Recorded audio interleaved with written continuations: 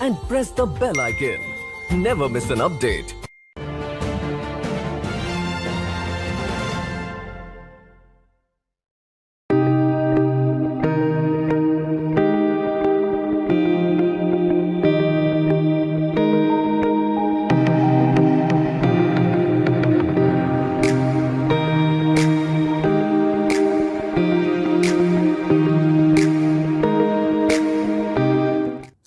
Namaste, konnichiwa, hello. Welcome to the Nupur Tiwari Show. Episode number 50, presented by Heal Tokyo and Heal India. Today, this episode is sponsored by Andhra Dining. And very good news for all the food lovers because Andhra Dining is going to have their another restaurant in Shibuya very soon. So today's guest is Dr. Gulraj Singh. He is not only a doctor, but he is BJP spokesperson for Madhya Pradesh. He's an author, he is an humanist, and many more. So, everyone, with big applause, let's welcome Dr. Gulraj Singh.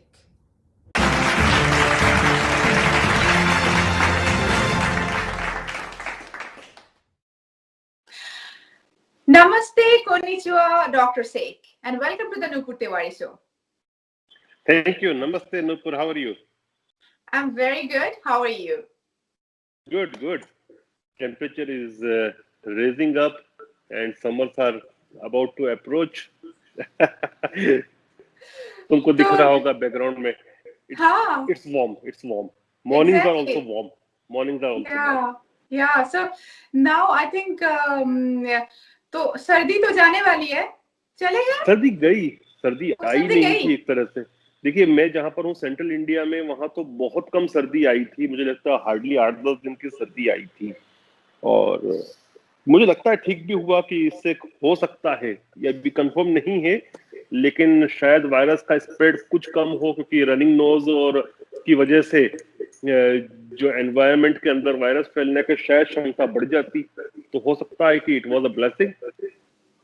तो मतलब लगता है कि universe ने इसीलिए इस साल सर्दी कम दी है कि वायरस ज्यादा स्प्रेड ना हो. पता नहीं, यूनिवर्स का तो नहीं पता. Universe is too big for a virus and also for the earth. लेकिन हो सकता है कि हमारे लिए तो अच्छा हुआ हो. बहुत अच्छा, जो भी होता है अच्छे के लिए होता है. लेकिन क्या है नुपुर, लोग लापरवाह होते जा रहे हैं, उसकी वजह से वायरस वापस स्प्रेड हो रहा है. This is challenging. सब कुछ ठीक हो रहा था, फिर वापस से लोग इतने ज्यादा लापरवाह हो गए कि वो मास्किंग, सोशल डिस्टेंसिंग सब भूल गए और उसकी वजह से things are becoming challenging now. अब वापस से सख्ती करनी पड़ेगी, इसीलिए मतलब हमें बहुत कॉन्शियस होना होगा कि ये तो एकदम से पूरी तरह चले तो नहीं गए ना, तो इसलिए हमें मतलब सोचना होगा. जो अभी मुझे लगता है कि अभी अनदर 6 months हमें तो बहुत सख्ती के साथ रहना पड़ेगा. गया कहीं नहीं, अपने पास ही बैठा है, गले में हाथ डाल के बैठा है और पास आने की कोशिश कर रहा है. बस उसको धक्का दे दो. पूरी तरह धक्का दे दो और वो धक्का हम मास्क के साथ और सोशल डिस्टेंसिंग के साथ दे सकते हैं. तो सबसे पहली अपील तो मैं यही करूंगा व्यूवर्स को कि मास्किंग, सोशल डिस्टेंसिंग के लिए कोई लापरवाही नहीं करना है. और फिर दूसरा निवेदन करूंगा, कोशिश करो जितना कम हो सके निकलो, बेहतर है. कुछ दिनों की बात है, ये परमानेंट टिकने वाला नहीं है. बहुत सारे आए हैं, चले गए इस प्रकार के वायरस, ये भी जाएगा, लेकिन उसके पहले प्रिकॉशन लेना बहुत जरूरी है. हम बहुत हद तक अच्छे हो गए हैं, अब खराबी की तरफ नहीं जाएं. बहुत नुकसान होता है जान का, इकोनॉमी का, सब चीजों का. तो बहुत अच्छी बात कहे डॉक्टर शेख. और सब व्यूअर्स को हम बोलना चाहेंगे कि he is a doctor also, कि ऐसे ही बहुत रिस्पॉन्सिबल सिटीजन ही नहीं, वो तो है ही, और डॉक्टर के हिसाब से भी वो बोल रहा है. तो इसीलिए आप पूरी तरह, आप सब जिन ये देख रहे हैं, जो भी देख रहे हैं, सब लोग बहुत प्रिकॉशन लीजिए और जो नहीं ले रहे हैं उनको भी स्प्रेड कीजिए कि वो जरूर लेना चाहिए. लापरवाह बहुत. हाँ, तो सब लोग प्लीज सुनिए जो डॉक्टर शेख बोल रहे हैं और प्लीज लापरवाह मत रहिए और मास्क और सैनिटाइजर, सोशल डिस्टेंसिंग फिर से शुरू कर दीजिए. जरूर, है ना. तो इसके साथ हम शुरू करेंगे कि अभी जो इंडिया में तो अभी जो चल रहा है, लेकिन हमारे साथ जो रिलेशन है, अभी इंडिया एक एक जगह पे जा रहा है जो कोई इग्नोर नहीं कर सकता इंडिया को। आप लोगों ने इतने कोशिश करके आपने इंडिया को 70 इयर्स में हम एक जगह पे ले आए, कोई नहीं, इंटरनेशनल पावर कोई इसको कभी भी अभी इग्नोर नहीं कर सकते। तो आपको क्या लगता है कि इंडिया जो यूएस का जो अभी इलेक्शन हुआ और नए गवर्नमेंट आए, तो आपको क्या लगता है कि कैसा रिलेशन हो रहा है और कैसा होना चाहिए? आपका व्यू हम जानना चाहेंगे। देखिए बिल्कुल, फॉरेन पॉलिसी के विषय में मेरा एक कंटिन्यू व्यू है और वो हमेशा सही भी दिखा है। आप देखिए, कोई भी देश हो, दो देश कोई भी हो, इंडिया जापान हो या फिर इंडिया यूएस हो या कोई जापान ऑस्ट्रेलिया हो या कोई देश हो, जो फॉरेन पॉलिसी होती है ना, इसमें ड्राइविंग फोर्स एक ही चीज होती है, वो होता है सेल्फ इंटरेस्ट, नेशनल इंटरेस्ट। कि नेशनल इंटरेस्ट कहाँ पर खड़ा है। अब भारत और यूनाइटेड स्टेट्स को मैं इसलिए कहता हूं कि ये नेचुरल अलाय है आज के समय, तो क्योंकि दोनों के नेशनल इंटरेस्ट एक दूसरे के साथ में रहने पर है। तो अब पॉलिटिक्स हर जगह होगी, डोमेस्टिक पॉलिटिक्स अपनी जगह होती है, वो डोमेस्टिक पॉलिटिकल कंजम्पशन अपने स्थान पर होता है, लेकिन नेशनल इंटरेस्ट जब होता है तो फॉरेन पॉलिसी को वही ड्राइव करता है। तो United States is no exception in that regard. तो चाहे ट्रम्प थे या फिर जो बाइडन हो, उनको यूएस को स्थापित रखना है as a global super power, तो दे नीड अलाइज। और आज के समय they need allies more than what they were requiring some decade ago, at least 2 to 3 decades ago. क्योंकि क्या हुआ था 1991 में जब सोवियत यूनियन का फॉल हुआ, तो यूनिपोलर वर्ल्ड बन चुका था। आज वो यूनिपोलर वाली स्थिति नहीं है, ना बाइपोलर की है। क्योंकि दूसरा पोल कोई कहता है यदि चाइना है, तो मैं बोलता हूँ कि China still it is not a global power, it is a regional power. And you can add one more term जो हम नहीं चाहेंगे, लेकिन हम करने में कोई बुराई भी नहीं है, कि वो सुपर रीजनल पावर हो सकता है चाइना, लेकिन ग्लोबल पावर चाइना बिल्कुल नहीं है आज की स्थिति में। और भारत भी जो है वह रीजनल पावर है, और इस प्रकार से रशिया भी एक, मैं कहूंगा कि ग्लोबल पावर है, लेसर देन यूनाइटेड स्टेट्स। तो मल्टीपोलर वर्ल्ड है आज, बायपोलर और यूनिपोलर नहीं रहा है। तो इसमें जितने भी पोल्स हैं, यदि उन पोल्स को खड़े रहना है, स्ट्रॉन्ग रहना है और अपनी फॉरेन पॉलिसी को ड्राइव करना है, अपने नेशनल बेनिफिट्स, नेशनल इंटरेस्ट को ड्राइव करना है, तो उसको दूसरे पोल्स की आवश्यकता लगती है। अब यूनाइटेड स्टेट्स के केस में देखिए आप, इतना बड़ा जो इंडो पैसिफिक है, इंडो पैसिफिक में यूएस की स्थिति क्या है? यूएस की स्थिति एक मैराइन पावर की तरह है।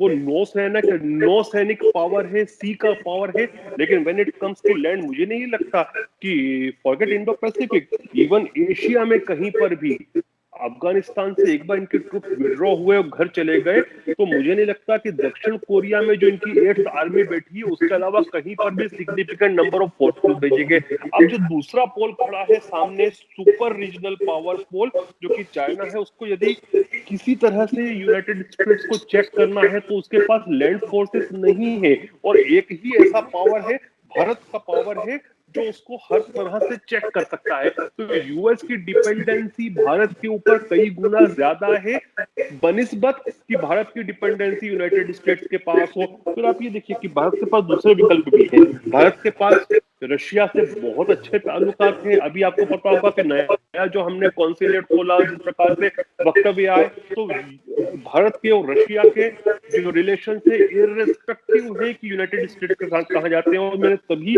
सबसे बड़ी प्रशंसा की थी इस चीज की कि मोदी सरकार ने जो S-400 मिसाइल्स लिए थे, इग्नोरिंग द काक्सा एक्ट, तो वहां हमने दिखा दिया कि हमारे नेशनल इंटरेस्ट की जब बात आती है, तो हम फिर दूसरे लॉज को हम परवाह नहीं करेंगे। We can challenge those laws as well. और तुम ये देखना कि कहीं ना कहीं जो बाइडेन को रास्ता निकालना पड़ेगा, क्योंकि काक्सा एक्ट को भी थोड़ा स्टडी करो, तो उसमें उनके पास खुद की नेशनल सिक्योरिटी को मद्देनजर रखते हुए एग्जम्पशंस देने का एक क्लॉ है। अब जब टर्की के ऊपर, जो कि एक नेटो अलाय है उनका, उसके ऊपर S-400 के नाम पर यूनाइटेड स्टेट्स ने सैंक्शन लगाए, हालांकि बहुत संकीर्ण सैंक्शन है जिसका कोई खास असर उस पर नहीं हो रहा है, लेकिन इंडिया पे वह भी नहीं लगाएंगे। उसमें आप देखना जिस प्रकार की टर्म फ्रेम होंगी और टैगलाइंस बनेंगी कि अमेरिकन नेशनल सिक्योरिटी के इंटरेस्ट में नहीं है कि भारत के ऊपर टाटसा एक्ट लगे, तो S-400 के ऊपर भी वेवर देना पड़ेगा। वो इनकी मजबूरी है, ये नहीं है कि हम उनसे रिक्वेस्ट करें, उनकी मजबूरी है, क्योंकि उनको यदि चाइना को चेक करना है, रशिया के साथ उनके बहुत खराब रिलेशन है, तो आप इंडो पैसिफिक को जब यदि चाइना और रशिया से आपके खराब रिलेशन है तो बिना भारत के आप मैनेज नहीं कर सकते। और भारत के जो केमिस्ट्री जो रशिया के साथ है, अभी व्लादिवोस्तोक में जो कॉन्सुलेट खोला, उसके बाद तो साफ दिख रही है कि हम रशिया के साथ भी फ्रेंडली हैं, हम यूनाइटेड स्टेट्स के साथ भी फ्रेंडली हैं। अब बचा चाइना वाला पिलर है, उसको हम काउंटर करेंगे। बहुत अच्छी तरह से आपने इसको एक्सप्लेन किया। तो आपको लगता है जो नया गवर्नमेंट आया है उससे कोई कहीं पे इफेक्ट करेगा? जैसे आपने बोला कि भारत को जितना जरूरत है यूएसए का, यूएसए को ज्यादा जरूरत है भारत के। तो अभी जो बाइडेन का गवर्नमेंट है जिसका नीति थोड़ा सा भारत विरोधी जो थे, उनके जो वाइस प्रेसिडेंट वो लोग थोड़ा सा कश्मीर पे भी बात किए थे। तो आपको क्या लगता है इससे थोड़ा सा भारत और अमेरिका के संपर्क किसी तरह से खराब हो सकते हैं? मैंने बोला ना नुपुर, बिल्कुल नहीं होगा। आप ये बताइए कि रेटोरिक एक चीज होती है और एक्शन एक चीज होती है। एक्शन तो हमारे साथ मिलकर ही करेंगे, वो हमारे अगेंस्ट नहीं करेंगे। रेटोरिक जो है वो डोमेस्टिक कंजम्पशन के लिए कई बार होता है, अलग अलग देशों में अलग अलग प्रकार का होता है। डोमेस्टिक पॉलिटिक्स एक बड़ा रोल प्ले करती है उसमें, तो ठीक है उनके डोमेस्टिक कंजम्पशन में वो कुछ भी करते रहे, उससे it hardly matters for us. जो मैटर करता है हमारे लिए कि उनकी फॉरेन पॉलिसी क्या आती है, तो वो तो सपोर्टिव दिख रही है आज भी, उसमें कहाँ विरोधाभास दिख रहा है। देखिए सबसे पहली मैंने आपको एक ही बात कही थी कि क्वाड को लेकर और इंडो पैसिफिक को लेकर इनके क्या संकेत दिखेंगे। वो क्वाड को उसके बाद ट्रंप के जाने के बाद भी जो नया अमेरिकन प्रशासन है जो बाइडेन का, वो उसी नजर से देख रहा है जिससे डोनाल्ड ट्रंप देख रहे थे। तो एक बात तो स्थापित हो गई कि इंडो पैसिफिक की नीति वही रहेगी। जब नीति वही रहेगी तो नियत भी वही रहेगी, फिर आप शब्द का कुछ भी प्रयोग करते रहे, फाइनली नीति और नियत ही तो होती है जो एक्शन को गवर्न करती है। शब्द तो ये होते हैं ना कि कोई जो होता है वो प्रेम पूर्वक कार्य करता है, वो कोई गाली देके करता है, वो कोई जो होता है चुप रह के करता है। मुझे लगता है कि जो बाइडेन ना गाली देने वाले हैं, ना किसी को प्रेम पूर्वक ज्यादा करेंगे, ये चुप रह के काम करते रहेंगे। और मुझे लगता है that will go in Indian interest, क्योंकि डोनाल्ड ट्रंप ठीक है बोलते बहुत थे, लेकिन उनकी फॉरेन पॉलिसी एक तरह से यूनाइटेड स्टेट्स के पावर को कम करती जा रही थी। आप शुरू से देखिए कि उन्होंने कहां बैक स्टेप्स लिए, चाहे इंटरनेशनल प्लेटफॉर्म्स पे लिए या फिर अलग अलग ग्लोबल इंस्टीट्यूशंस में से विड्रॉ करते रहे, चाहे सामरिक दृष्टिकोण से भी आप बात करें वो भी उन्होंने कहीं ना कहीं विड्रॉ कर रहे थे, बैक स्टेप ले रहे थे। जो बाइडेन वो नहीं करेंगे, ये पुराने खिलाड़ी थे अमेरिकी राजनीति के और विदेश नीति के, तो वो वैसे ही चलेंगे जैसे पहले से चलती आ रही है। और उस पहले से चलने की जो फ्रेमवर्क है उसमें सबसे ज्यादा जरूरत इंडिया की है आज अमेरिका को। ओके, सो इसमें अभी जो मीडिया में मैं देख रही थी कि बाइडेन आने के बाद चाइना के साथ बाइडेन का थोड़ा सा जो संपर्क पहले था कि वो चाइना के लिए बाइडेन थोड़ा सॉफ्ट है, तो इसमें आप क्या बोलना चाहेंगे? देखिए क्या है कि जो बाइडेन की जहां तक बात है ना, जो बाइडेन उस प्रकार से चिल्ला चोट नहीं करेंगे जो डोनाल्ड ट्रंप किया करते थे।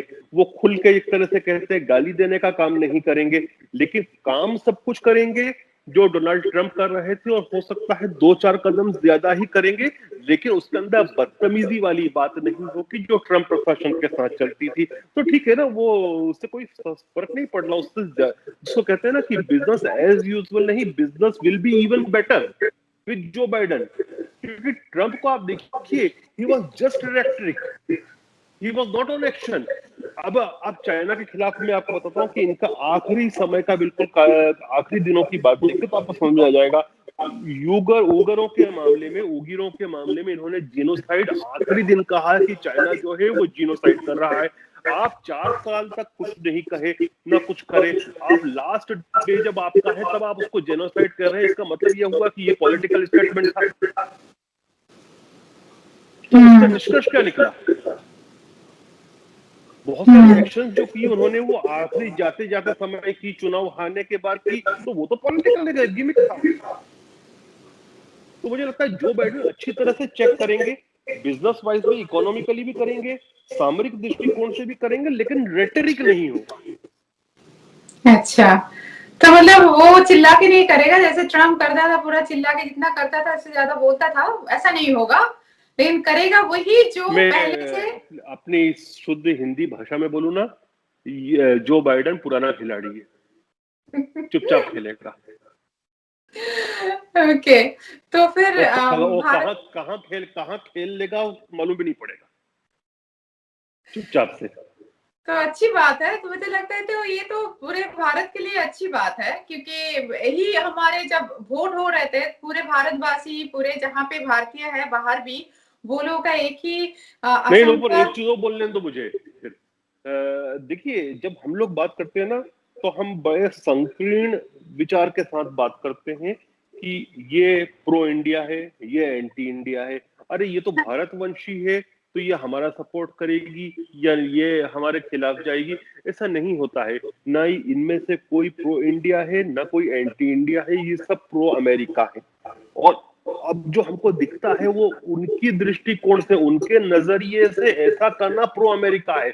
चाहे वो भारत का विरोध करना प्रो अमेरिका हो सकता है किसी की नजर में, और किसी की नजर में भारत का समर्थन करना, भारत के पक्ष में खड़ा होना प्रो अमेरिका हो सकता है। तो है सब प्रो अमेरिका, सबका थिंकिंग अलग अलग है कि अमेरिका के लिए क्या बेनिफिशियल है। और जब अब आगे क्या होगा इसको देखना हो, तो उनकी आर्थिक स्थिति, उनकी सामरिक स्थिति देख लो, और ये देख लो कि उनको स्ट्रेटेजी के रूप में भारत से कहां फायदा हो रहा है, इकोनॉमिकली कहां फायदा हो रहा है, वही करेंगे वो।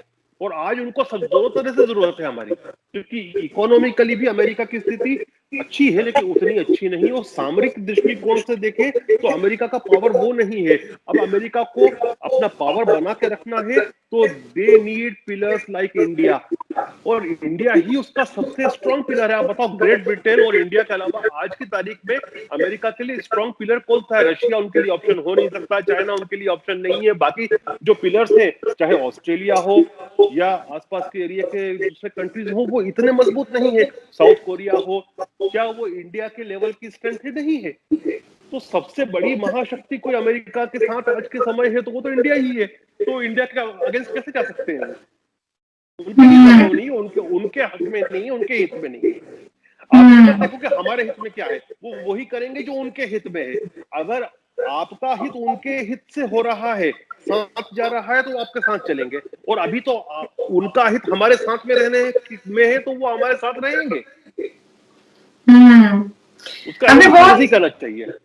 आपने बहुत अच्छी तरह से बोला। एक्चुअली ऐसा नहीं है कि भारत वंशी है तो वो भारत के प्रो होंगे या अगेंस्ट होंगे, ऐसा कुछ नहीं है। जो अमेरिका, नूपुर में एक एग्जांपल देता हूँ, थोड़ा सा पीछे जाके देखो।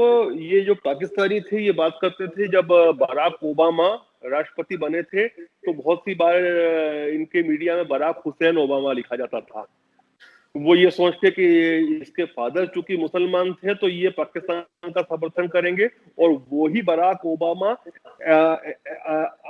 एफ पाक पॉलिसी लेके आए थे, अफगानिस्तान पाकिस्तान की पॉलिसी लेके आए थे। सबसे ज्यादा ड्रोन हमले पाकिस्तान में उन्हीं बराक ओबामा ने किए थे, जिनको बराक हुसैन ओबामा स्टार्टिंग में बहुत उससे कहते थे। ये इतना कि उनके यहाँ पे एक टर्म आ गई थी कि किसी को अगर ड्रोन से मारा जाता था तो वो लिखते थे अकबर ही इज बीइंग ड्रोन्ड, क्योंकि इतने ड्रोन हमले किए थे बराक ओबामा ने। तो क्योंकि बराक ओबामा के लिए उनका नेशनल इंटरेस्ट पहले था, वो उनका नेशनल इंटरेस्ट टकरा रहा था पाकिस्तान के इंटरेस्ट से, तो वो पाकिस्तान को अच्छी तरह से जूते मार रहे थे पूरे समय। आप देखिए ना कि चाहे ओसामा बिन लादेन को मार के पाकिस्तान को इंटरनेशनली नंगा करने वाली बात हो, चाहे ड्रोन हमले करने हो, सब में तो उन्होंने पाकिस्तान को धोया अच्छी तरह से। फिर आखिरी में उन्होंने बराक हुसैन ओबामा बोलना बंद कर दिया। यही मिस्टेक हमारे लोग भी करते हैं। अरे ये भारतवंशी है, ये प्रो इंडिया। अरे भैया कोई प्रो इंडिया नहीं है, जितने भी है ये प्रो अमेरिका है। अगर इनका बेनिफिट इंडिया के साथ रहने में है तो ये आपके साथ है, और इनको आज हमारी जरूरत है तो ये हमारे साथ खड़े ही रहेंगे, इनके पास विकल्प नहीं है हमारा। बहुत अच्छी तरह से आप इमोशन को छू गए एक्चुअली। वो क्यों लिखते थे बराक हुसैन ओबामा, मुझे नहीं पता, क्योंकि वो पाकिस्तान के उनके पिता तो थे नहीं, बट एनीवेज पाकिस्तान से होते तो वही सोचते थे कि उनके पिता जो कि मुसलमान थे तो इसलिए पाकिस्तान का सपोर्ट करेंगे। लेकिन ऐसा होता नहीं है ना। ये क्या बड़ा जो बोलते हैं छिछले लेवल का जो एनालिसिस होता है, निचले लेवल का और छिछले लेवल का, ये वो एनालिसिस होता है। वही बहुत अच्छे हिंदी में आपने बोल दिया। तो मतलब हाँ, मतलब इससे तो एक कंट्री नहीं जा सकता। आपने बहुत अच्छी बात बोले, क्योंकि व्यूअर्स को जो बोलते हैं, अरे क्योंकि हर दिन में ये होता है कि अमेरिका इंडियन वंशज, मतलब इंडिया से आए हैं, ये है बाइडेन के जो ऑफिस में इतने सारे इंडिया से आए, मतलब इंडिया का भी इंडियन थे उनके। How it matter exactly. अरे उसने इंडियन सिटीजनशिप छोड़ दी है। हाँ, अगर उसको इतना ही इंडिया का था तो वो इंडियन सिटीजनशिप तो रखता कम से कम। ठीक है, कहीं पे भी रहकर काम करता या काम करती। अब मुझे पता है नुपुर तिवारी इंडियन पासपोर्ट रख के बैठी है, जापान में काम कर रही है 15 साल से, because she love her Indian nationality. तो बात खत्म ना। जिसने इंडियन नेशनलिटी ही छोड़ दी है उसके पीछे आप क्यों पड़े? उसने आपको छोड़ दिया और आप उसके पीछे भाग रहे हो। बहुत अच्छा बात किया आपने यहाँ पे। एक्चुअली हम लोग ये है ना, हम लोग इतने इमोशनल हो जाते हैं। अरे वो कैसे था, इमोशनल फूल्स पूरी तरह। तो एक्चुअली वही कहीं पे हो जाते हैं। अरे वो भारत से है, उसके पिता भारत से था, वो पहला ये है। हर जगह पे बहुत अच्छी तरह आपने बोला, और व्यूअर्स को भी ये बहुत स्ट्रांगली बिलीव, अगर किसी ने पासपोर्ट छोड़ दिया तो मतलब वो उसी देश का हो गया है ना। देखो यार, जहाँ की खाएगा वहीं की बजाएगा।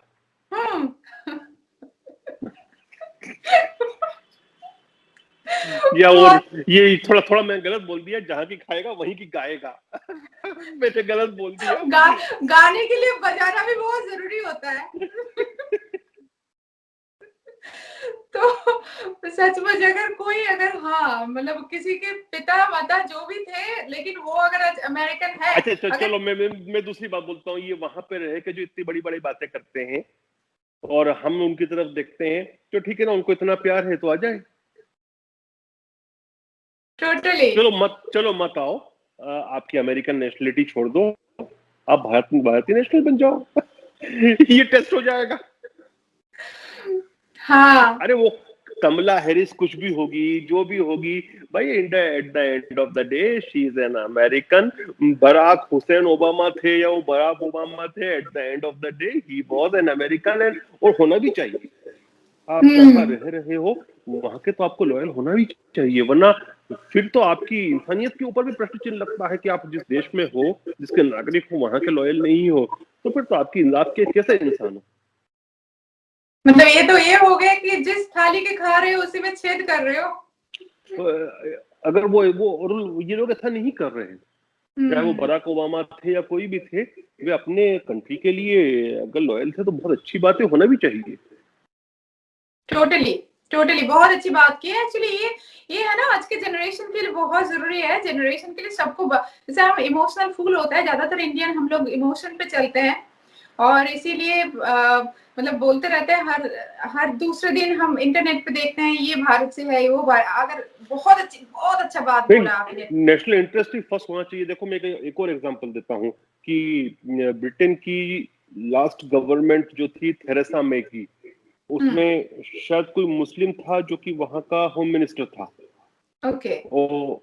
और उसने जितने भी इमिग्रेंट्स नहीं, जो ये आ रहे थे इमिग्रेंट्स, तो खैर वो तो सीरिया रेफ्यूजीज नहीं, जो ISIS में जो गए थे और उनकी बीवियां आना चाह रही थी वापस, उनको ब्लॉक कर दिया था उसने कंट्री में आने से, चाहे वो होंगे ब्रिटिश, क्योंकि उसके लिए नेशनल इंटरेस्ट फर्स्ट था। उसको लग रहा होगा कि ये लोग खतरा कर सकते हैं यहाँ पर, तो जब नेशनल इंटरेस्ट में हमेशा बार बार कहता हूँ कि जब नेशनल इंटरेस्ट आता है तो प्राइमरी वही रखा जाता है और रखा जाना चाहिए, और जो व्यक्ति अपने राष्ट्रीय हित को पहले नहीं रख रहा, फिर वो कोई भी हो, वो कोई सा भी वंशी हो, वो कोई फर्क नहीं पड़ता, वो गलत इंसान है।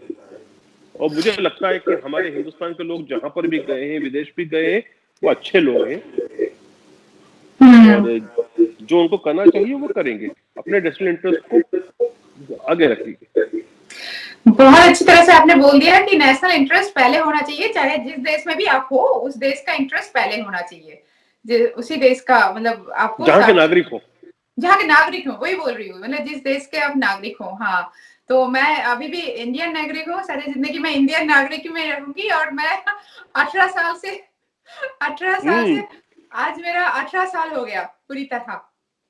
अच्छा। तो इसलिए 18 मैं सब व्यूअर्स को बताऊं कि मैंने नूपुर से जब पहली बार बात हुई थी तो मैंने यही पूछा था कि तुम कहाँ के सिटीजन हो, तो नूपुर ने मुझे ये कहा था कि I am an Indian citizen and I will always be an Indian citizen.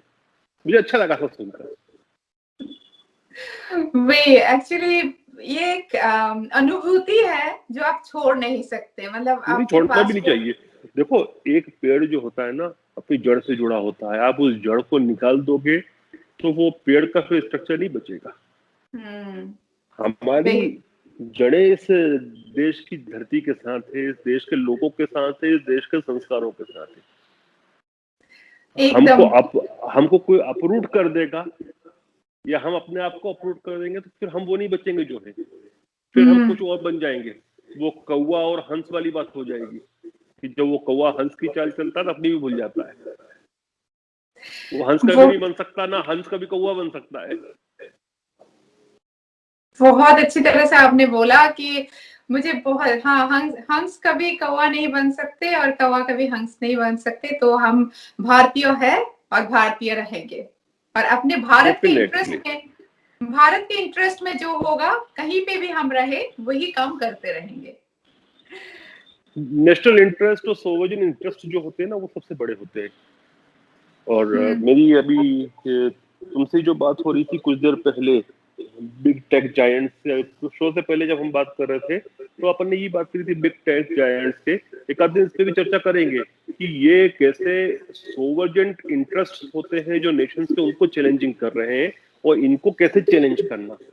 मतलब मैं चाहता हूं कि जब भी बात करें तो निष्कर्ष पहुंचना चाहिए। हम एनालिसिस करें तो एनालिसिस में ये भी बोले, हो सकता है कि सामने वाला हमारी बात को माने नहीं माने, उससे सहमत हो नहीं हो, लेकिन उसका किसी चीज का भी कोई समस्या है तो उसका विकल्प क्या हो सकता है, उसका सॉल्यूशन क्या हो सकता है, हम सॉल्यूशन से बात कर सकते हैं। तो इन जो चैलेंज कर रहे हैं आज दुनिया भर के देशों के सोवरेन इंटरेस्ट को, बिग टेक्स, उनको कैसे चैलेंज करना, हम अगली बार उस पर भी बात करेंगे।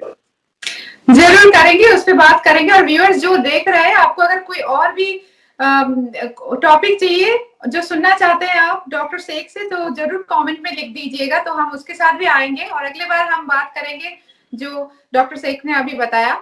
तो बहुत बहुत धन्यवाद डॉक्टर शेख आपके प्रेशियस टाइम देने के लिए, क्योंकि मुझे पता है आप कितने बिजी है। Have a good afternoon. आपका तो आफ्टरनून हो गई होगी, हमारे यहाँ मॉर्निंग है। I will leave for my office now. Thank you so much and we are very grateful. हम लोग बहुत बहुत ग्रेटफुल है हमें समय देने के लिए, और हम आपसे फिर मुलाकात करेंगे। बहुत बहुत धन्यवाद।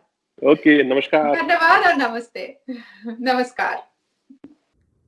So everyone, that was our episode number 16 with Dr. Gulrez Sheikh, and I'm sure you learned that how you can contribute to your country, even small, tiny way. So I will see you tomorrow, because tomorrow also we have another show, Shakti Women Who Fought Odds, and this is the week of Women's Day. So tomorrow it's going to be very special. Until tomorrow, do take care of yourself and do love yourself too. So Ratri, good night, Vesminasai, namaste.